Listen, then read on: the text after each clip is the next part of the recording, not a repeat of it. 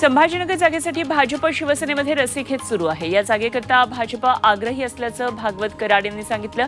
यासाठी संभाजीनगरमधल्या भाजप नेत्यांनी फडणवीसांची भेट घेतली। त्यामुळे शिवसेनेचा बालेकिल्ला आता भाजपकडे जाणार का याबाबत उत्सुकता आहे।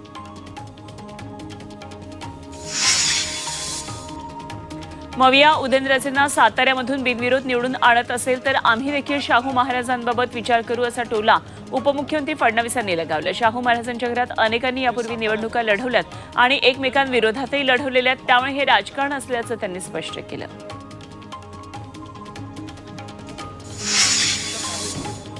साताऱ्याची जागा अजित पवारांकडून भाजप घेणार आणि त्या जागेवर भाजपकडून उदयनराजे लढणार अशी माहिती सूत्रांनी दिली आहे। दिल्लीमध्ये फडणवीसांनी उदयनराजेंच्या निवासस्थानी जाऊन भेट घेतली आणि त्यांच्याशी चर्चा केली।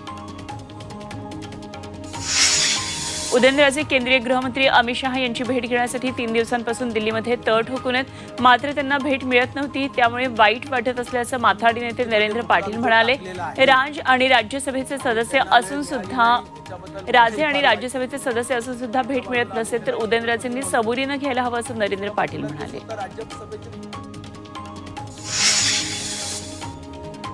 रायगडमध्ये महायुतीतला वाद पुन्हा एकदा चव्हाट्यावर आलाय। महायुतीचा धर्म पाळा अन्यथा तुमचा कडेलोट होईल असा इशारा कर्जतचे आमदार महेंद्र थोरवे यांनी सुनील तटकरे यांना दिला। शिवसेना जिल्हा कार्यकारिणी मेळाव्यात त्यांनी राष्ट्रवादी विरोधात आक्रमक पवित्रा घेतला। राष्ट्रवादीनं चुकीचे मनसुबे बाळगू नयेत असा इशारा थोरवेंनी दिला।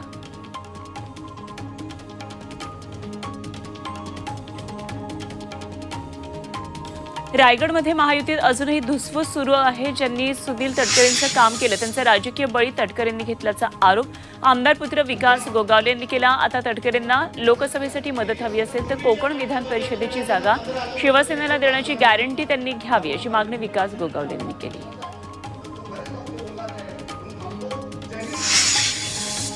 ठाण्यामधून शिवसेना लढण्याची माहिती सूत्रांनी दिलेली आहे। तर अमरावती, गडचिरोली, सातारा भाजपच्या वाट्याला यायची माहिती आहे। माढ्याची जागा बदलली जाणार नाहीये तर रामटेक जागेवर शिवसेना उमेदवार बदलण्याची चर्चा आहे। त्यामुळे कृपाल तुमानेंची उमेदवारी धोक्यात आहे। कोल्हापूरचं तिकीट सेनेच्या संजय मंडलिकांनाच मिळेल असं सूत्रांनी सांगितलंय।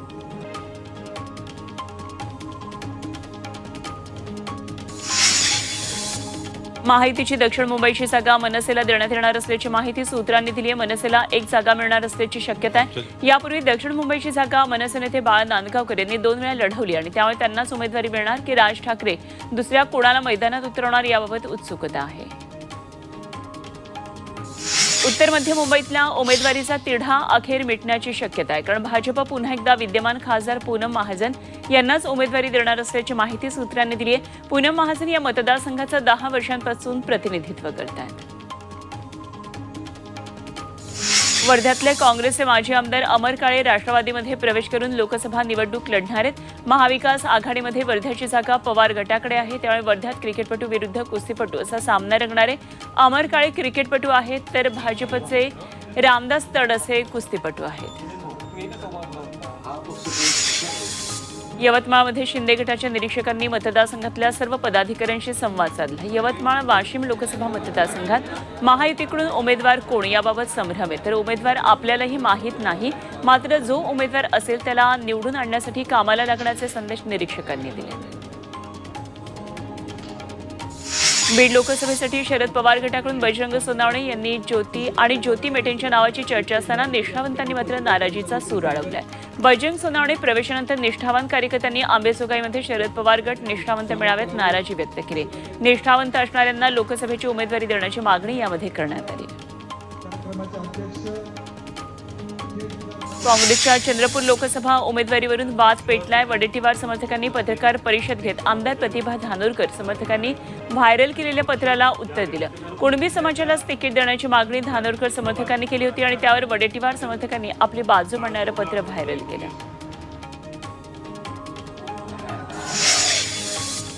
अहमदनगरच्या राष्ट्रवादी भवनमध्ये महाविकास आघाडीची कार्यकर्ता बैठक झाली। लोकसभा निवडणूक पार्श्वभूमीवर कार्यकर्त्यांची बैठक घेण्यात आली आणि याला आमदार निलेश लंकेंनी हजेरी लावली। तर लंके स्वतः निवडणूक लढवणार की पत्नी राणी लंके यांना मैदानात उतरवणार याबाबत मात्र त्यांनी भूमिका स्पष्ट केलेली नाहीये। मातोश्रीवर पक्षप्रमुख उद्धव ठाकरेंच्या उपस्थितीत ईशान्य मुंबई लोकसभेची आढावा बैठक पार पडली। आमदार सुनील राऊत, आमदार रमेश कोरगावकर, विभाग प्रमुख सुरेश पाटील आणि इतर पदाधिकारी यामध्ये हजर होते। या मतदारसंघातून ठाकरे गटाकडून संजय दिना पाटील यांची उमेदवारी निश्चित मानली जाते, तर काँग्रेस आणि शरद पवार गटही या जागेसाठी आग्रही आहे। अभिनेता अभिषेक बच्चन राजकारणामध्ये एंट्री घेणार असल्याची जोरदार चर्चा रंगतेय। अभिषेकला समाजवादी पक्षाकडून लोकसभेसाठी तिकीट मिळण्याची शक्यता वर्तवण्यात येते। मध्य प्रदेशमध्ये खजुराहो या मतदारसंघातून अभिषेकला तिकीट मिळू शकतं, मात्र अभिषेकने याबाबत अजून कोणतंही अधिकृत वक्तव्य केलेलं नाही।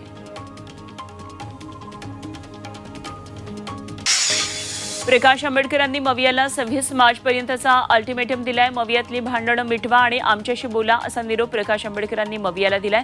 तर शाहू महाराजांना बिनशर्त पाठिंबा देणार असल्याचं आंबेडकरांनी जाहीर केलंय। काँग्रेसच्या 7 जागा जाहीर कराव्यात, त्यांना वंचित पाठिंबा देईल याचाही त्यांनी पुनरुच्चार केला।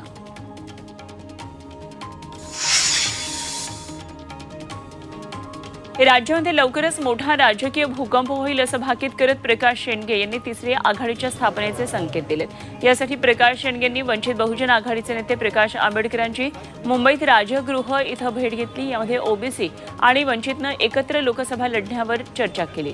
यापूर्वी आंबेडकरांसोबत 3 बैठका झाल्याचंही शेंडगे म्हणाले।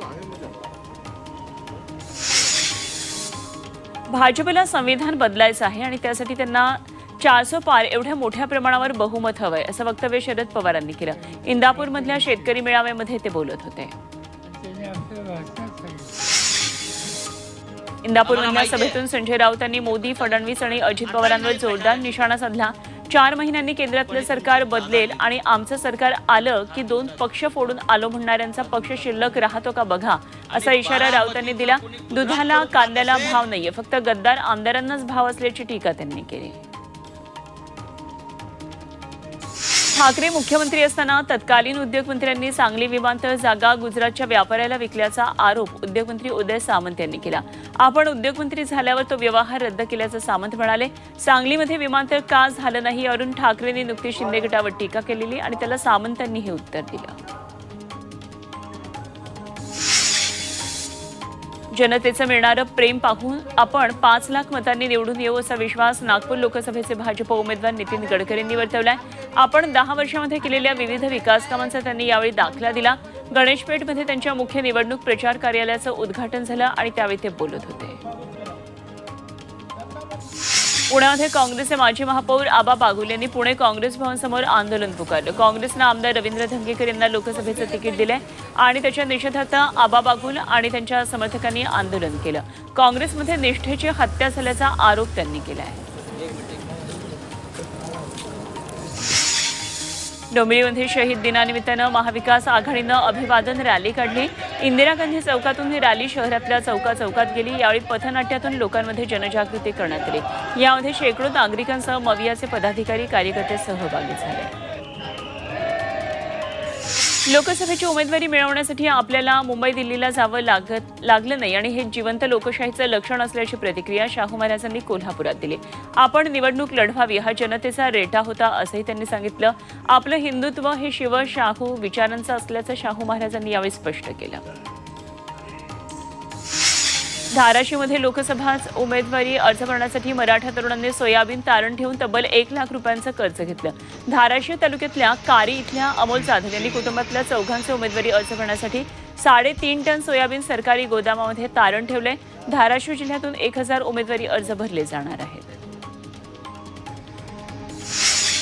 अहमदनगरच्या पारनेरमध्ये मनोज जरांगेंची सभा झाली। यामध्ये त्यांनी सरकारवर ताशेरे ओढले। आता जर मराठा समाजाविरोधात बोललात तर त्याला वाजवलं समजा असा इशारा जरांगेंनी दिला। फडणवीसांना मराठा समाजाबद्दल द्वेष असून त्यांच्या आदेशानं अनेक खोटे गुन्हे आंदोलकांवर टाकले गेल्याचं जरांगे म्हणाले। मनोज जरांगेंनी तडीपार करण्यासारखं काही काम कुठे केले, त्यांना तडीपार कशाला करणार असा सवाल देवेंद्र फडणवीसांनी केला। आपले हितचिंतक जरांगेंना जाऊन काही सांगत असतात, अनेक जण वाहत्या गंगेमध्ये हात धुवून घेतात असं फडणवीस म्हणाले। बीडमध्ये पंकजा मुंडेंना मराठा समाजानं काळे झेंडे दाखवत निषेध केला। यावेळी 1 मराठा लाख मराठाच्या घोषणा दिल्या। बीड लोकसभेची उमेदवारी मिळाल्यानंतर पंकजा मुंडे गावांना भेटी देतात। त्यांनी नारायणगडावर येऊन नारायण महाराजांचं दर्शन घेतलं। गडावरून खाली आल्यानंतर साक्षात पिंपरी इथं त्यांना काळे झेंडे दाखवले गेले।